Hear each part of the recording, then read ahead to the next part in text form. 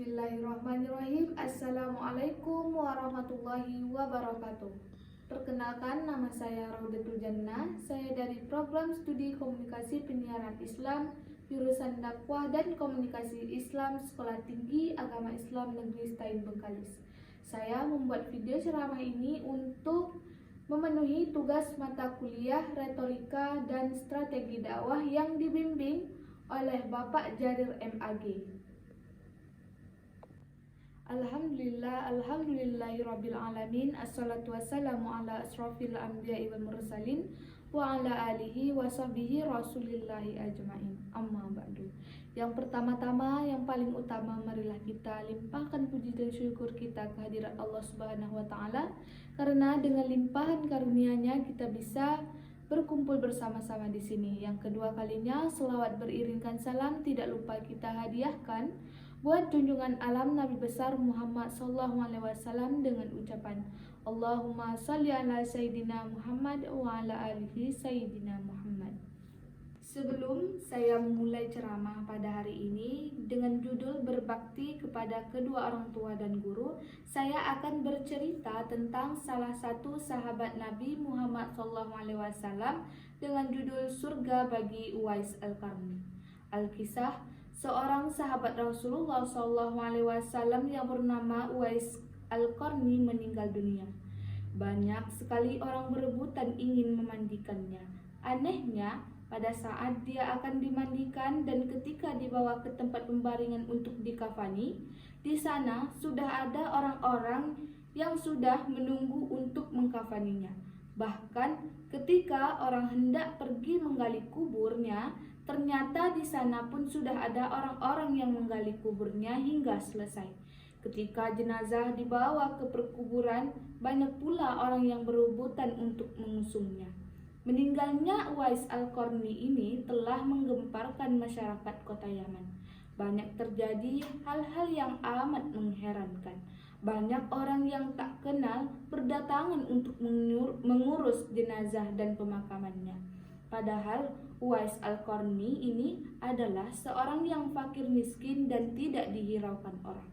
Penduduk kota Yaman tercengang. Mereka saling bertanya-tanya, siapakah sebenarnya engkau, wahai Uwais Al-Qarni? Bahkan Uwais yang kita kenal hanyalah seorang fakir yang tak memiliki apa-apa, yang kerjanya sehari-hari hanyalah sebagai pengembala domba dan unta. Tapi ketika hari wafatnya, engkau menggemparkan penduduk Yaman dengan hadirnya manusia-manusia asing yang tidak pernah kami kenal. Sepertinya mereka adalah para malaikat yang turunkan ke bumi untuk mengurus jenazah dan pemakamannya. Berita tentang meninggal dan keanehan-keanehan yang terjadi ketika wafatnya telah tersebar kemana-mana. Baru saat itu penduduk Yaman mengetahuinya. Siapa sebenarnya Uwais Al-Qarni? Selama ini tidak ada orang yang mengetahui siapa sebenarnya dia. Disebabkan permintaan Uwais Al-Qarni sendiri kepada Khalifah Umar bin Khattab Ali bin Abi Thalib agar merahasiakan tentangnya. Di hari wafatnya, mereka mendengarkan bagaimana yang telah disabdakan oleh Rasulullah SAW bahwa Uwais Al-Qarni ini adalah penghuni langit. Itulah Uwais Al-Qarni, sosok yang sangat berbakti kepada kedua orang tuanya. Perilakunya tersebut sesuai dengan sabda Rasulullah SAW ketika beliau ditanya tentang peranan kedua orang tua. Beliau menjawab, mereka adalah yang menyebabkan surgamu atau nerakamu. Hadis riwayat Ibnu Majah. Berbakti kepada orang tua dikenal dengan istilah bir al-walidain. Perilaku ini diwujudkan baik selama orang tua masih hidup maupun sudah meninggal dunia. Kita tidak diperbolehkan menyakiti mereka, baik secara lahir maupun batin. Kita diperintahkan pula untuk hormat, berkata dengan baik kepadanya dalam suasana apapun, serta menjalankan nasihatnya. Berbuat baik kepada orang tua merupakan wujud berbakti kepadanya. Orang tua adalah pahlawan pertama yang membela kehidupan manusia. Perwujudan berbakti kepada orang tua diantaranya adalah mentaati segala perintah orang tua selama tidak ada unsur maksiat, menjaga amanah hartanya, dan membantu dan menolong orang tua. Di balik tatapan mata seorang ibu terdapat doa yang tulus. Di balik kulit keriputnya terdapat hamparan kebaikan dan bukti bahwa mereka telah mengurus serta membesarkan anak-anaknya dengan penuh kasih sayang dan tanpa pamrih. Di balik pendengarannya yang mulai berkurang tersimpan nyaringnya doa orang tua. Surga di telapak kaki ibu. Ridho seorang ibu kepada anak merupakan cermin ridho Allah Subhanahu wa Ta'ala. Begitu juga durhakanya kepada kedua orang tua akan menyebabkan durhaka Allah Subhanahu wa Ta'ala kepada anak. Mendurhakai orang tua sama dengan merusak hubungan manusia dengan Tuhannya.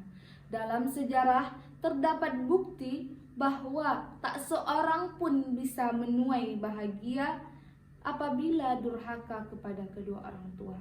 Durhaka kepada kedua orang tua, siksanya tidak hanya di akhirat sebagaimana dosa lainnya, tetapi dosanya sudah ditampakkan sejak di dunia. Betapa besar jasa ayah dan ibu sehingga kita tidak akan mampu membalas kebaikannya. Jasa mereka yang sungguh luar biasa, di antaranya ibu mengandung dengan susah payah, kemudian melahirkan dengan perjuangan antara hidup dan mati. Ibu menyusui selama 2 tahun dengan ikhlas dan penuh kasih sayang. Ayah dan ibu memelihara kita mulai dari kandungan sampai anak siap hidup mandiri. Dengan tanpa lelah, ayah bekerja keras untuk memenuhi kebutuhan keluarga.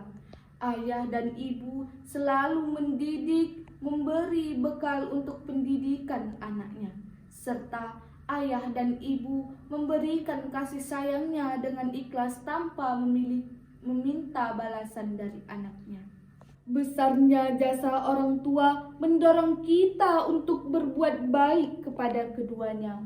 Allah Subhanahu wa Ta'ala memerintahkan kita untuk berbuat baik kepada keduanya, sebagaimana firman Allah yang artinya, "Dan ingatlah ketika kami mengambil janji dari Bani Israel, janganlah kamu menyembah selain Allah dan berbuat baiklah kepada kedua orang tua, kerabat, anak-anak yatim, dan orang-orang miskin.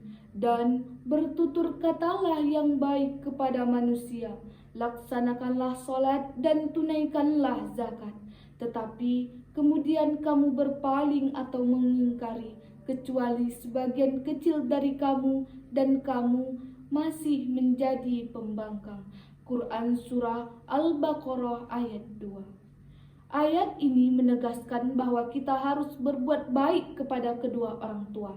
Islam memerintahkan umatnya untuk berbakti kepada guru. Guru mendidik dan mengajar ilmu pengetahuan. Mereka mengajarkan manusia untuk beriman, bertakwa, memahami baik dan buruknya berakhlak mulia, dan bertanggung jawab baik kepada diri sendiri, masyarakat, maupun nusa dan bangsa. Berkat didikan guru, manusia dapat menguasai ilmu pengetahuan. Kedudukan yang tinggi di hadapan manusia adalah Allah Subhanahu wa Ta'ala terdapat pada orang-orang yang memiliki ilmu.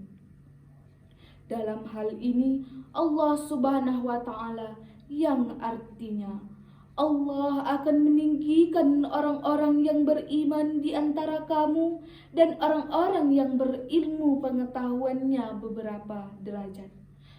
Quran Surah Al-Mujadalah ayat 11.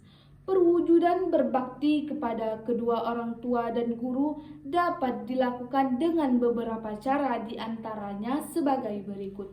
Rendah hati, sopan, dan menghargai guru karena guru adalah orang tua di sekolah.